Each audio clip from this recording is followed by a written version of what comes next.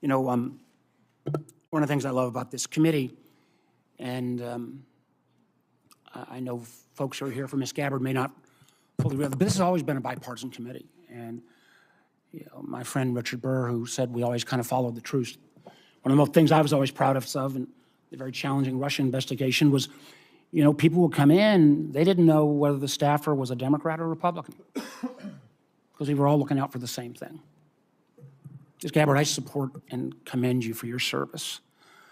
But we have heard this morning taking some individuals' advice on chemical attacks, not taking American intelligence community that, as we subsequently discovered, had iffy ties, not enough due diligence. We've heard this morning on your trip to Lebanon that you weren't fully aware that the folks who originally paid for the trip had these relations and ties to this Syrian party.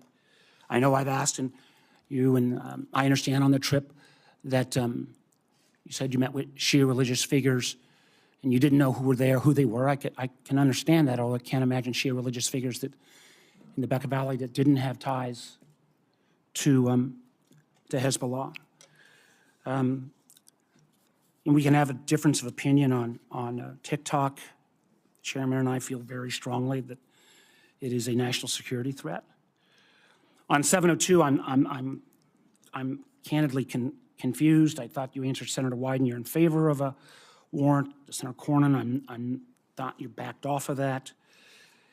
And then on Edward Snowden, you won't back off of Brave. You won't back off of your legislation. You won't call him a traitor. And I think, again, about this is being watched by our allies around the world. I think even RT's been tweeting about it today, blasting me.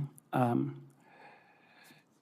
the men and women of the intelligence community. I don't know how they're going to have confidence that if under your leadership, if somebody else stepped out, that you wouldn't take the same position that you've not walked away from on Mr. Snowden. So I guess my last question, and this is one I think was in some of the press, and I believe you and your husband took a trip to Rome last summer.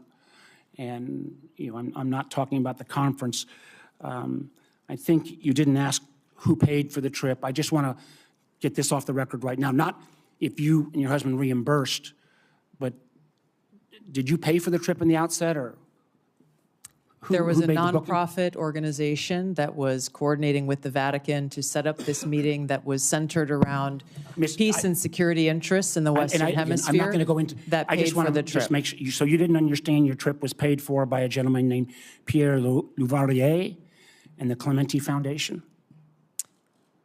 The nonprofit, okay, my understanding, was paid for the trip. Mr. Louvarier has enormous ties to Konstantin Malavov.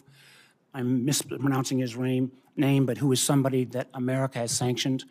I imagine we can get into this in the classified hearing, but again, the due diligence that's required before you take these trips or make these assumptions is something that I